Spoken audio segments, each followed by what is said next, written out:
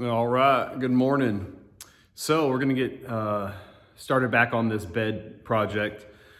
I think I've uploaded maybe a couple videos since the last bed video, but here we go. So where I stand with it right now is I've already relocated the tail section onto the bed. It is not completely welded up, but it's I'd say maybe a quarter to halfway through. So yeah, that's where I stand with that. I wanted to kind of mock it up and see what kind of technique I was going to use welding it back together. This is sheet metal welding, and if you know or you don't know, it's not the easiest to weld, right? So I messed around with some different gauge wire and some heat settings, and I think I found my sweet spot. So I started off with 0.035 gauge wire, and now I'm at 0.030 gauge wire, and I think that's the sweet spot for this gauge steel here. I knew it was gonna be a little trial and error, and I'm glad it didn't take me too long to figure it out. But you know, I've got some spots that I'm gonna have to grind back down, and get them a little smoother. Get rid of a lot of the excess weld that I was using as I was, you know, adjusting my settings on the welder to try to figure out what was going to give me the best penetration, but not burn through, right? And then make sure I wasn't leaving too much weld, or A, not enough, right? Or B, not enough. So I think I found the sweet spot. I also, as you do this project, you will see that, you know, your initial cuts are not going to be perfect. I don't care who you are. You're going to have gaps larger than you would like to have for welding. So a nice little trick that I found, if you get to a section where the gap's a little larger than you would like, what I've used, I kind of did a little research, and this has proven to be very useful in this process, is get you a piece of copper piping or a piece of flat stock copper and use it as a backing plate behind the weld while you're trying to weld up your gaps. The great thing about the copper is it dissipates heat quickly, and it won't weld to the steel that you're trying to weld, right? So it's a backing plate that you're basically not welding to the actual structure in which you're welding. So what I did was, here, and I'll flip the camera around, I'll kind of show you what I've done so far, and I'll show you the piece of copper that I was using. All right, so here you go. So this is the piece of copper tubing that I was using. As you can see, I hammered it kind of flat. I left it kind of long, right? And that's because it does dissipate heat quickly, but it still retains some heat. And so you want some length away from where you're actually welding, so you don't, you know, burn your hands or whatever. You should be wearing gloves, but anyways, it gets a little warm. So I might cut it down just a little bit because it is a little longer in some sections that I need it for. But yeah, so you basically just place this, for instance, just like that, back behind the weld, or the section in which you're trying to weld, right? It'll fill the gap up, and then you can hit, oh, there it goes, now it's focusing in.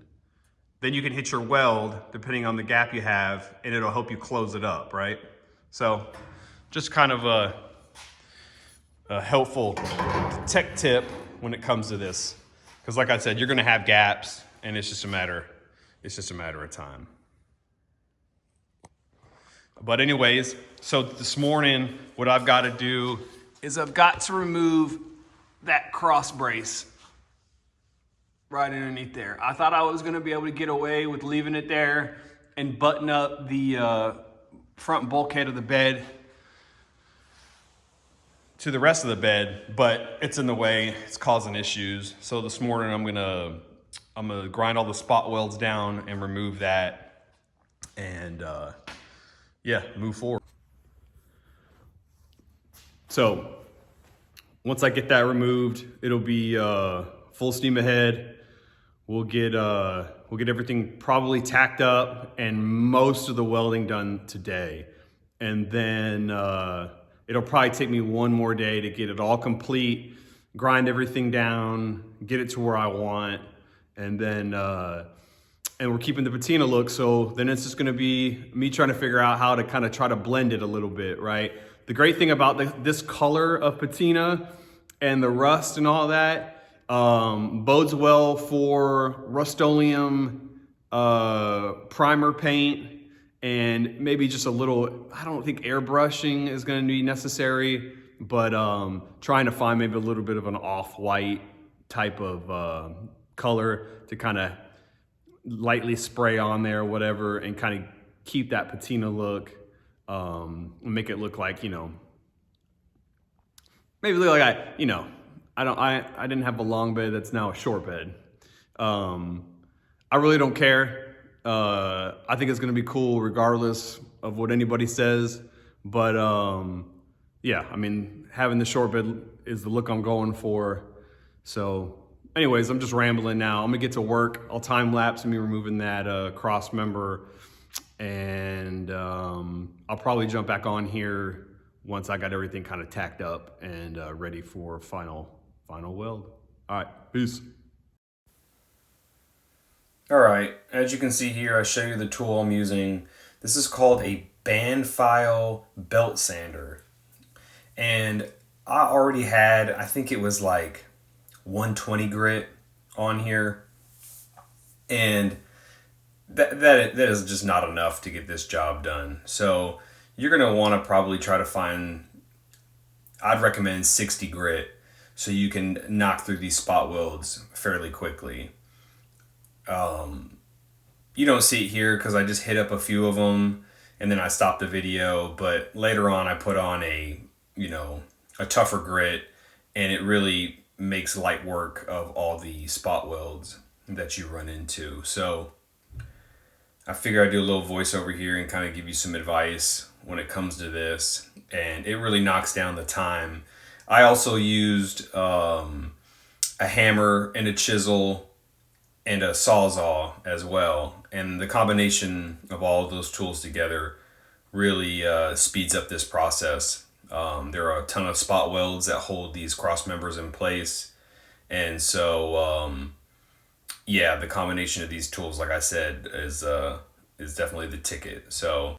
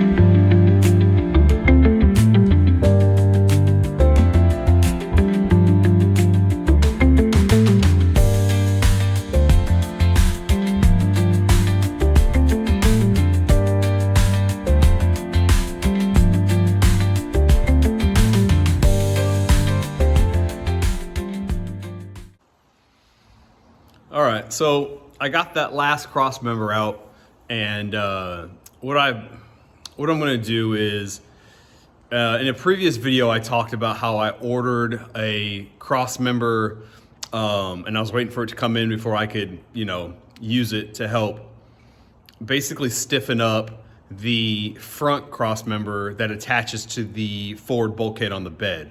Well, it came in, it was kind of a shot in the dark. I couldn't find one for just a regular fleet side or style side bed is what they call these bed styles. So what I did was, or what I'm gonna do, it came in, it's for a step side bed, and I figured, well, maybe I can make it work. I only need sections of it. I don't need the whole cross member because I'm not detaching the cross member, the forward cross member, to the front bulkhead of the bed. I just need I need some scrap and some pieces to repair some of the rust that's on there, because it would be a lot more work for me to detach that and try to find something, you know, to replace it with. So the part that I ordered came in, and it just ain't gonna work. It's not what I need. But because I had to take out this last crossmember piece from earlier that I talked about, I'm gonna use scrap metal off of it to repair the crossmember that I'm leaving in place that's attached to the front bulkhead or whatever. And so here, I'll show you exactly what I'm gonna do. All right, so as you can see, I've already sectioned out the bad areas that I need to replace, right? And what those areas are is where the hardware goes through the bed. That's where it goes. It's just unsavable. So what I'm gonna do is I'm gonna weld in, I'm gonna cut sections out of here and use this metal to patch that up. And then what I'll do is I'll place it on the bed rail and measure out where my holes are going to be, drill those holes, and then I'm going to use